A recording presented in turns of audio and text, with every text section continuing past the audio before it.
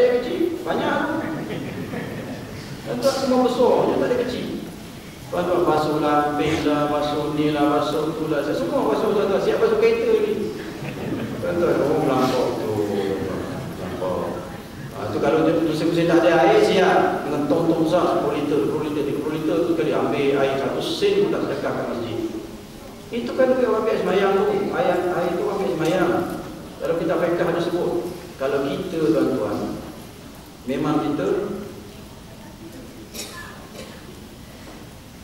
kalau kita apa tadi macam jangan ada tukar TV anda.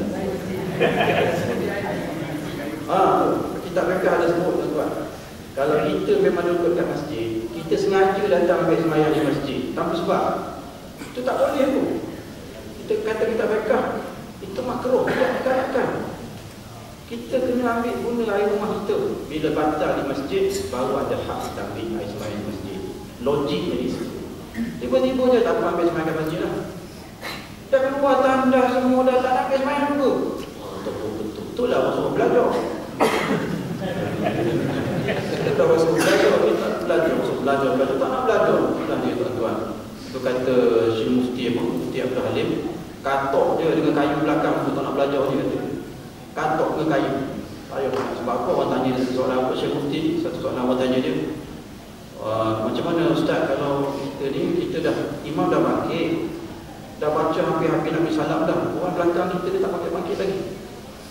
Macam mana dia tak ikut imam? Jadi tak ikut imam, tak boleh lama pada imam. Lama lagi ikut imam. Satu kita berkonvoi katakan, seorang tu sampai 10 km, tak ada konvoi dah, orang panggil tu. Tuan-tuan, ni tengok, kata Mufti tu senang, lepas mayang ambil kayu katok ke belakang. Senang macam tu tuan-tuan. Penyelesaian kata, tak apa cerdik jawapan tu, saya rasa okey tu. Sebab belajar. Itulah masuk belajar. Tuan-tuan, dia kena lagi tu. Belajar tuan-tuan. Dia kena belajar tuan-tuan. Tidak mengetahui apa yang dibaca yang paling akhir, sehingga tidak mengetahui apa yang dibaca oleh imam dalam solat dan tidak menghayati pengajaran. Jadi imam pun, bila imam berdepan sekali, orang di belakang ni tuan-tuan, biasalah kuliah mana-mana pun kalau belakang dia bercakap, tapi sini alhamdulillah tak ada yang bercakap, cuma berbual. Tak ada alhamdulillah tuan-tuan. Jadi kalau majlis ilmu ni, kalau orang bercakap, Allah majlis dalam majlis ilmu dalam ilmu, bagus tu. Majlis ilmu dalam majlis ilmu, kita bercakap di sini, dia buat belasah selari dia kata. Itu lebih belajar tuan-tuan. Itu caranya tuan-tuan ni, untuk mengelakkan kita daripada menjadi manusia yang pertama tadi, malas beribadah kepada Allah Subhanahu Wa Taala. Senang je tuan-tuan, senang. Kita ni guna macam ni. Kalau kita nak rajin semayang ni, kata tok-tok kita, kita ingat semayang ini semayang terakhir untuk kita. Semayang terakhir untuk kita tuan-tuan. Saya cerita kepada tuan-tuan sikit. Saya baru balik ke kampung. Apa berita yang tuan-tuan dengar melalui TV, yang 3 beradik meninggal di Kuala Terengganu tu. Itu adik saya, abang saya. Jadi saya pun mau sampai ke Terengganu tu. Bila kita tengok adik kita mati rumah, tuan, abang kita mati rumah, dan saudara mati rumah, sepatutnya mati 7 orang sekaligus. Sepatutnya dari segi logik ni. Sebab bila anak saudara saya masuk ke dalam air, dia cedera dengan tu. Bapa saudara dia dengan adik dia, sepupu-sepupu semua terjun dalam air. Jadi 7 orang semua lemas. Alhamdulillah tuan-tuan, ada satu orang yang berkayak, dia tolong. Ada 4 orang selamat, 3 tak selamat. Jadi semayang jenazah hari 2 hari lepas itu, semayang 3 orang lah. Tuan-tuan, barulah kita tahu bahawa tuan-tuan, kematian itu dia sangat hampir. Sangat hampir. Sekejap dia masa dalam 10 minit saja. 10 minit tu dia ambil adik-adik saya 3 orang sekali. Tuan-tuan, kita tahu macam mana cerita nak hadapi. Itulah tuan-tuan. Jadi kalau kita anggap bahawa semayang kita tu semayang yang terakhir sekali, inilah semayang yang terakhir, baru kita rasa rajin semayang kepada Allah SWT. Inilah semayang saya, esok habis dah nyawa kita. Kita anggap esok mati dah, barulah kita boleh melahirkan rasa khusyuk dalam diri kita itu tuan-tuan, supaya kita semua tahu bahawa hubungan kita dengan Allah itu tuan-tuan, dia perlu ada khusyuk. Barulah Allah ambil semayang kita itu semayang yang sebagai sembahyang sempurna. Tuan-tuan, kalau kita tahu bahawa tuan-tuan kena ambil sikit tentang letak kaki sikit, sabar itu sebenarnya dia bukan senang. Sabar, kita cerita tu kat meja mengajar ni okey lah. Sabar tuan-tuan, sabar. Tapi bila kena kat kita tuan-tuan, tengok mayat 3 beradik, 2 anak saudara 7 tahun tuan-tuan, tengok muka mayat, tengok tuan-tuan, berat. Barulah kita tahu sabar tu bukan satu benda senang. Jadi dalam semayang pun kita nak sabar, semayang pun bukan benda senang sebenarnya. Sabar menghadapi musibah Allah bukan sesuatu yang senang tuan-tuan. Jadi kita kena ingat bahawa khusyuk dengan Allah ini adalah suatu nilai yang tinggi di sisi Allah SWT. Bahawa kita tahu kena ada sesuatu yang menyebabkan khusyuk semayang itu berlaku betul. Kena rasa tu tuan-tuan, kena rasa. Barulah kita tahu tuan-tuan, mulalah ni anak-anak dia, ni anak-anak abang saya meninggal ni tuan-tuan, mula rajin semayang, kita minta dia berterusan. Bila berlaku sesuatu kepada kita, barulah kita rasa rajin nak semayang. Pokoknya mati ni datang tak bila, tak malam ke, tak esok.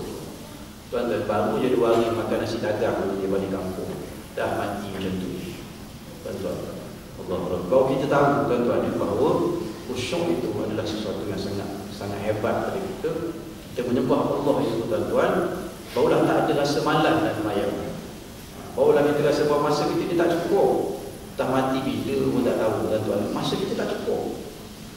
Bila masa kita tak cukup tuan-tuan, ibadah yang kita buat itu tuan-tuan, tak cukup kita rasa.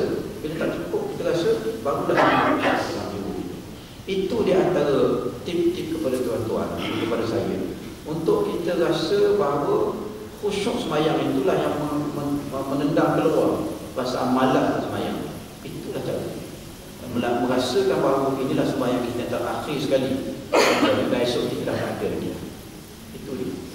Ini tidak tuan-tuan, tak timbul masalah orang kata bila sakit baru nak hantar apple, baru nak hantar anggur. Kawan sakit tu dia tak boleh makan lah, yang makan yang jaga orang sakit. Sudah kaya yang kantor tu makan sendiri. Orang yang sakit, orang yang tak sakit, ayah kita ke apa ke, sebelum sakit dah nak tanya dia makan, nak tanya dia ni. Dia masa tu lah, yang masa sakit baru datang buah apple besar-besar tu daripada Australia. Besar-besar apple tu, siapa nak makan? Sekali tuan-tuan, bini yang jaga rumah sakit tu potong-potong jemput dah makan. Buruk sipu orang panggil. Tuan-tuan, buruk sipu. Ada kebantu. Nak belajar makan pasal ni, jangan tunggu dia sakit. Itulah juga. Dan bila dah kita mula lemah, ya Allah ya Tuhan, pada sikit lagi lama saya cerita sekarang. Adik saya yang duduk sini ni, bila dia lemah tu tuan-tuan, dia naik dia punya kepala tu ni air kat sini. Tengok yang tu lemah, yang dia lemah, semua tujuh. Dia pun kata dalam hati dia, ya Allah ya Tuhan, kau ambil semua itu. Tuan-tuan, yang tu tak boleh nak cerita panjang sangat, nanti saya tak boleh cerita kat sini. Tuan-tuan, bila dia naik sikit kepala dia dah lemah, kaki tak berbijak dengan pasir bawah tu.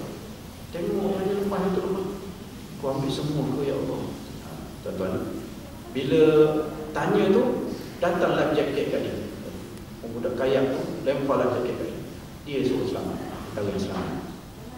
Allah tuan-tuan, jadi kita rasa bahawa Allah itu dia ambil sesuatu, dia beri sesuatu, hak dia. Tapi apakah harapan kita pada dia? Situ tuan-tuan, harapan kita pada dia apa dia?